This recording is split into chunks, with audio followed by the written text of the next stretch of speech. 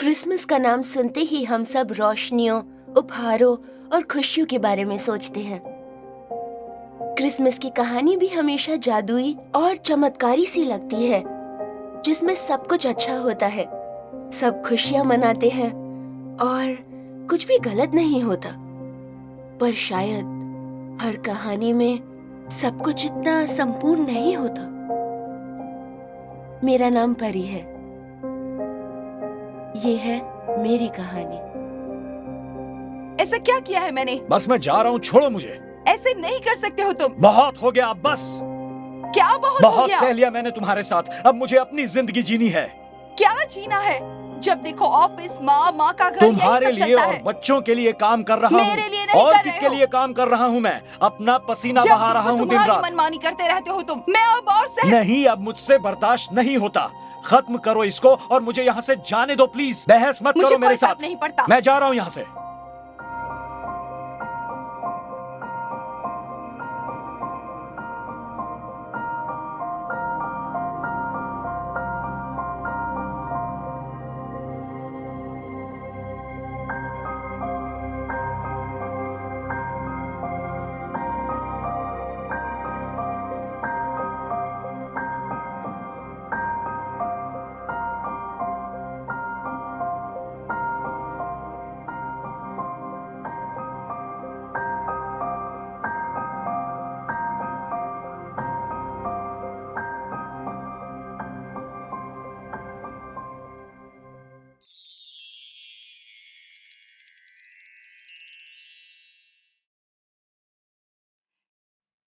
परी, आई दी।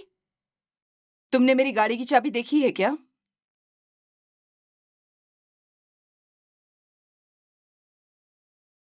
तू सच में नहीं आएगी? अरे परी, कभी न कभी तुझे जाने देना होगा। नहीं,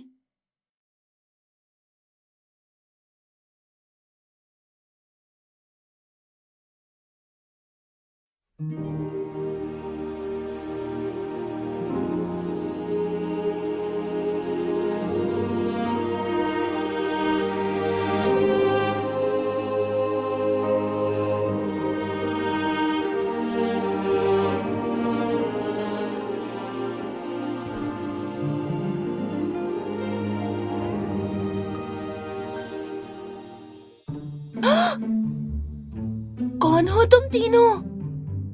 हम यहूदियों के राजा को खोजने आए हैं, पर इस नई दुनिया के बारे में हमें कुछ नहीं मालूम। यीशु महाराज को ढूंढने में तुम हमारी मदद करोगी?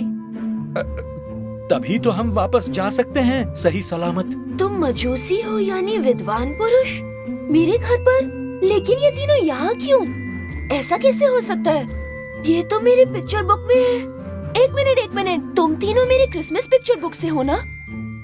बाहर कैसे निकले? हम तोहफे में लोबान, सोना और मोर भी लाए हैं।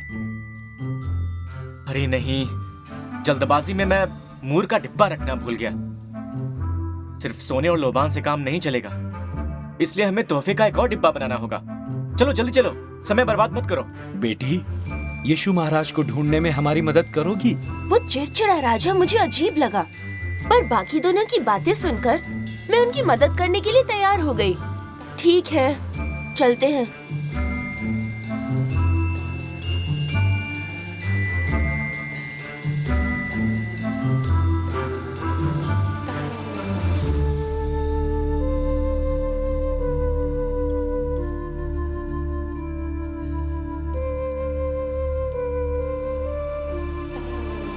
अरे ये बताओ, ये कांच का अजूबा क्या है? तुम्हें हर बात क्यों जाननी है? मेरे सामान को हाथ मत लगाओ। और निजता नाम की भी एक चीज होती है, समझे?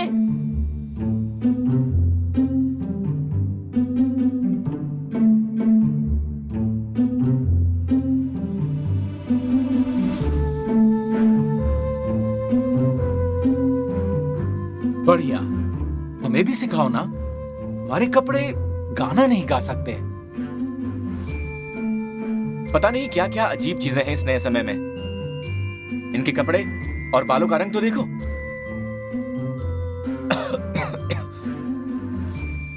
ढंग से सांस भी नहीं लिया जा रहा है। क्या जलाते हो तुम लोग इतना? ओहो, शांत हो जाओ और आराम से बात करो। ये समय अलग है और जान लो कि किट-किट करने से आज तक किसी का भला नहीं हुआ है। सिर्फ कड़ुआहट बढ़ती है। मन में शिकायत, नफरत रखने से सिर्फ खुद को तकलीफ होती है। हाँ। अरे ये बताओ, इन तारों को खंभे पर किसने लटकाया? यार, ये जगह कितनी घिनौनी है। मैं नहीं रह सकता इस जगह पर। कई बार हालात को ठीक करने के लिए हमें अपना गुस्सा, अभिमान सबको छोड़कर आगे बढ़ना आना चाहिए।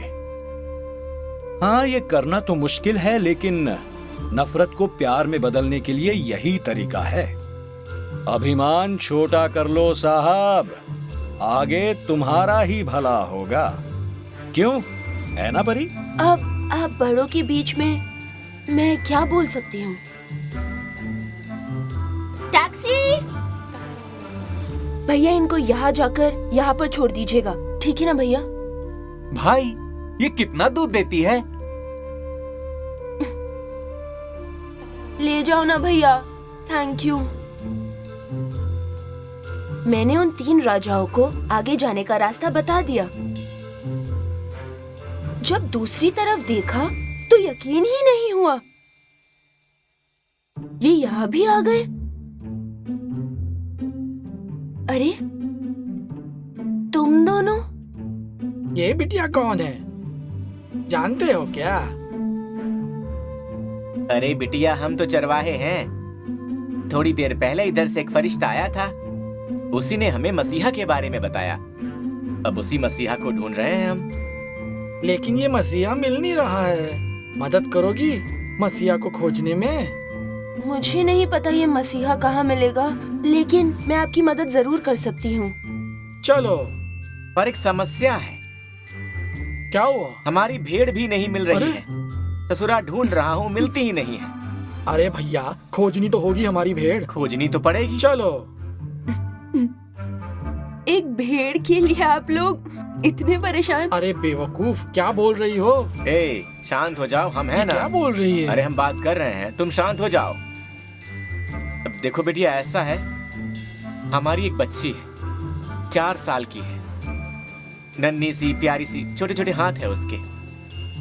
अब ऐसा है कि ये रोजी रोटी के चक्कर में हमको भेड़ों के साथ बाहर ही रहना पड़ता है, तो ज्यादा वक्त बिता नहीं पाते हैं उसके साथ। लेकिन जब भी घर में होते हैं ना बिटिया, वो पापा पापा कह के हमारे सीने से लिपट जाती है, और जब बात करना शुरू करती है तो उसका बात कभी खत्म ही नहीं होता है। अब बिटिया क्या बताएं, अब ले दे के हमारे पास हमारा परिवार और भेड़ ही तो है। अब इसकी सुरक्षा और खुशी के लिए हम कुछ भी कर सकते हैं, मतलब कुछ भी। ये तुम्हारी सोच है। परिवार और रिश्ते ये सबके लिए नहीं होते। मेरे पास कोई परिवार नहीं है, पर मुझे इस बात से कोई फर्क नहीं पड़ता। क्या हुआ तुम्हारे परिवार को? हैं? कैसे खो दिया? अरे मेरा परिवार खोया नहीं है। मुझे पता है मेरे पापा कहाँ हैं, और हमें एक दूसरे से बात किए हुए सालों गुजर चुके हैं, पर मुझे इस बात से कोई फर्क नहीं पड़ता। क्या बोल रही हो? तुम्हें पता है तुम्हारे बाबूजी कहाँ हैं, फिर भी उनसे बात नहीं की? अरे हम बात कर रहे हैं, तुमने इतने दिन अपने परिवार से बात नहीं की, ये कैसे हो सकता है? हैं? अरे बिटिया, हमसे पूछो। अगर हमको ऐसा मौका मिलता ना कि हम हर रोज अपने परिवार से मिल पाते, तनिक उनको देख भी लेते, तो हमारे लिए इससे बढ़कर खुशी की बात कोई भी नहीं होती। अरे बिटिया, मैं समझ नहीं पा रहा हूँ, तुमको पता है तुम्हारे बाबूजी कहाँ हैं, फिर भी तुम उनसे बात नहीं करती? ऐसा कभी होता है क्या? अरे हम तुम्हारी जगह होते ना तुम बिटिया। समझते क्यों नहीं? मैंने उन्हें नहीं छोड़ा, उन्होंने मुझे छोड़ दिया। मैंने उनसे बात करना नहीं छोड़ा, उन्होंने मुझसे बात करना छोड़ दिया। और ना ही मैंने उन्हें दुख पहुंचाया, उन्होंने मुझे दुख पहुंचाया। और अगर उनको यही ठीक लगता है तो मैं भी ऐसे ठीक हूँ, मैं भी ऐसे ही खुश हूँ। चलो माना कि तुम्हारे पापा ने तुमको छोड़ दिया, तो तुम भी अपने पापा को छोड़ ही दोगी क्या? मेरे पास और कोई चारा भी नहीं था। पर चारा है तुम्हारे पास। तुम्हारे बाबूजी ने छोड़ दिया तो क्या हुआ? तुम भी वही गलती करोगी। जाओ जाओ अपने पापा से मिलकर आओ। जाओ जाओ पगली जाओ। ए बबुआ रुक। बिटिया तुम जाओ अपने पापा से मिलो, फिर बात करो उनसे। अरे कम से कम कोशिश तो करो, विकल्प अब भी तुम्हारे पास है। अगर हम तुम्हारी जगह होते ना बिटिया, हमको गुड्डी का बहुत याद आ रहा है भाई। बहुत दिन हो गए उससे मिले हुए। एक बार गुड्डी से मिल लेते ना तो सीने में चैन आ जाता भाई। कोनो दिक्कत नहीं है भाई, मिल लेंगे गुड्डी से, मिल लेंगे। मैंने उनकी मदद करने की कोशिश तो की, पर मैं उनकी मदद कैसे करती जब मुझे खुद ही नहीं पता कि पापा का प्यार क्या होता है।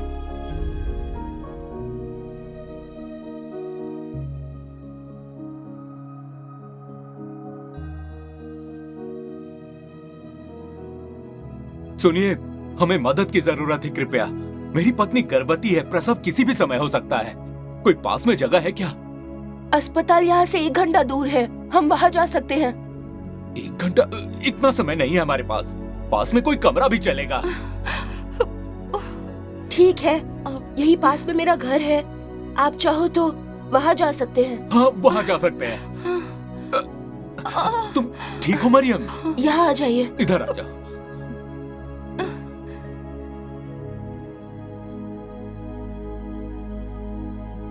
मरियम और इसको बचाने के लिए मुझे काफी मुश्किलें झेलनी पड़ी।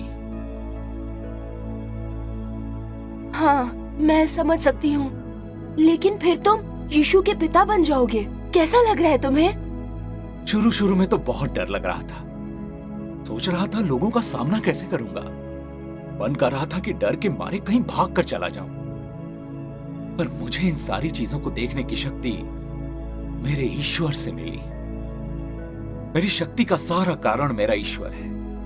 लोगों ने बोलना बंद नहीं किया था, लेकिन मैंने हिम्मत नहीं हारी।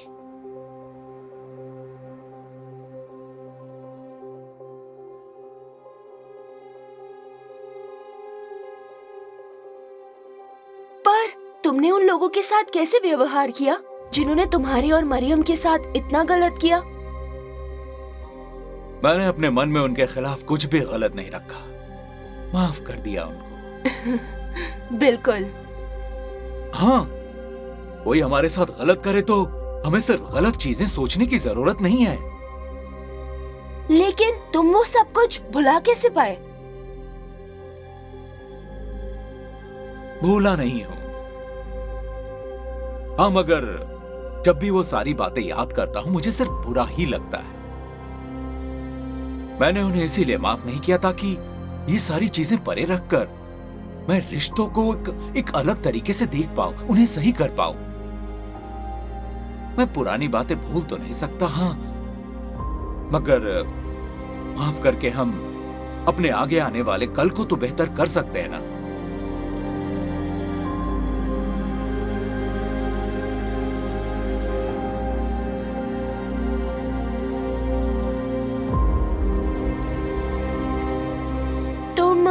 मरियम को लेकर अंदर जाओ, मैं अभी आई। तुम किसका इंतजार कर रही हो? दोस्तों का।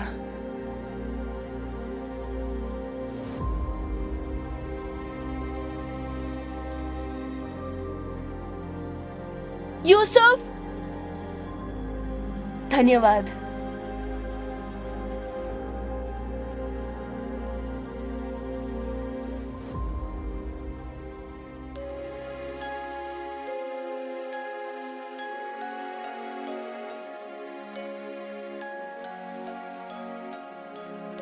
बिल्कुल सही समय पर आए हो।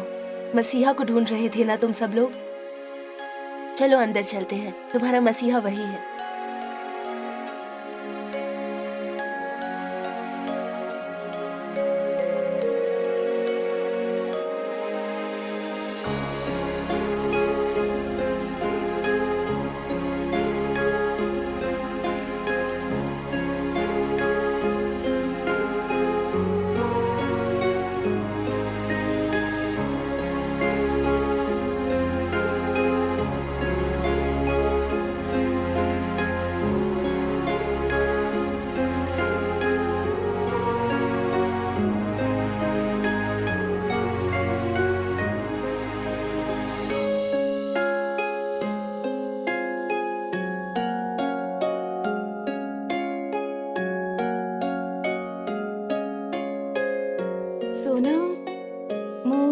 लोबान, ये सब तो राजाओं के लिए है।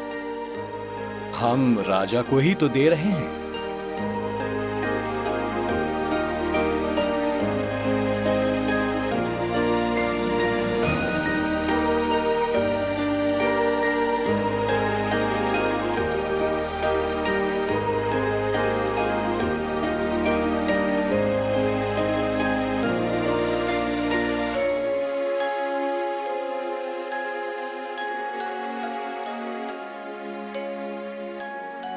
मेरे पास तुम्हें देने के लिए इस स्नो ग्लोब के अलावा और कुछ भी नहीं है।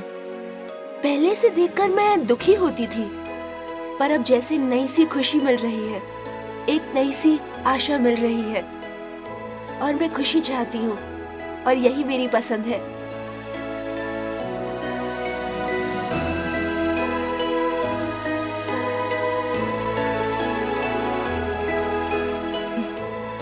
हमेशा खुश रहो।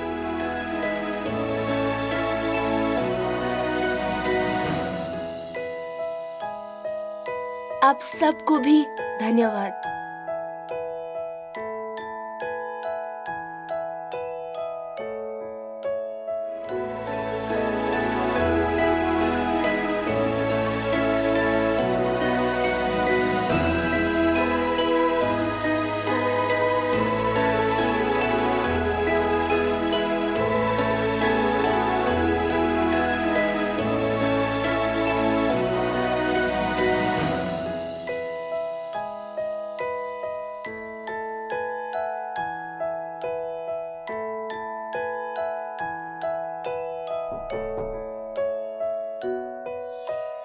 हाय पापा।